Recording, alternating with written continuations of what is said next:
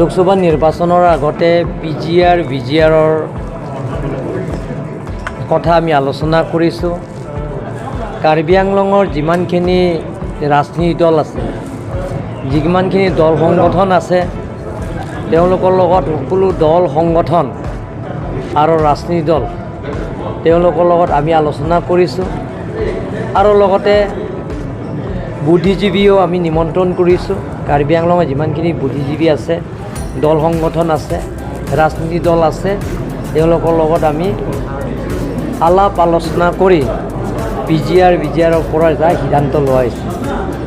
সেই PGR VGR যিমানখিনি বহবাস কৰিছে, ইনক্ৰচাৰ কৰিছে, তেওঁলোকৰ কাৰণে সুপ্ৰিম কোৰ্টৰ যিটো অৰ্ডাৰ, সেই অৰ্ডাৰ মতে আমি ফ'ল' কৰিম আৰু সেই ওপৰতো আমি ইভিকশ্যনৰ কৰিবৰ কাৰণে আমি কাৰ্বি আংলং অট'নমাছ কাউন্সিল আৰু সেই সকলো organisations, political parties, social organisation, civil organisation, student organisations, লগতে ইণ্টেলেকচুৱেল লগত আলাপ আলোচনা কৰি আমি প্ৰস্তাৱ এটা লোৱা হৈছে হাই পাৱাৰ কমিটি গঠন কৰা। সেই হাই পাৱাৰ কমিটিৰ আমি নিৰ্বাচন থকাৰ কাৰণে, লোকসভা নিৰ্বাচন থকাৰ কাৰণে আমি হাই পাৱাৰ কমিটি আমি বহিব পৰা নাই।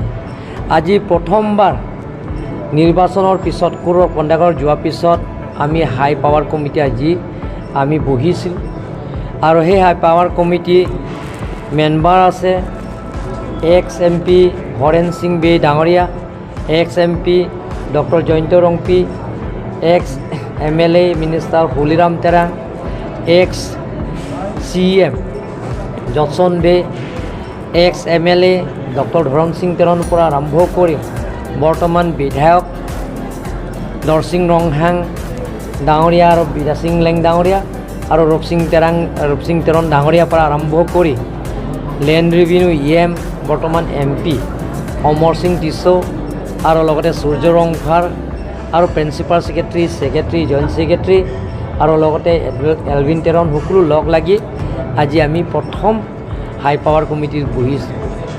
আজি গোটেইখিনি আলাপ আলোচনাৰ মাজতে আমি প্ৰস্তাৱ লৈছোঁ।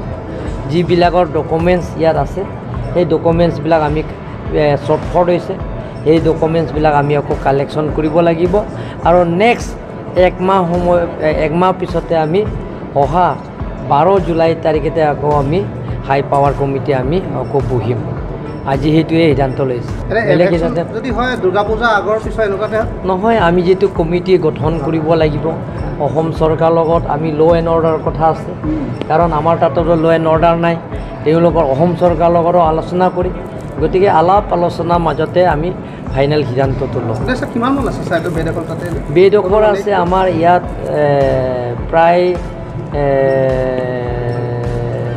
চব মিলি গোটেইখিনি কলনী চাৰ্কুল আৰু লগতে আমাৰ ডংকামুকামৰ চাৰ্কুল মিলি, সেই দুটা ৰেভিনিউ চাৰ্কুল মিলি প্ৰায় 14,000মান ইলিগেল ইনক্ৰচাৰ আছে PGR VGRৰ বহবাস কৰা। সেই গোটেইখিনি কথা যে আমি আলোচনা কৰিছোঁ। হ'ব।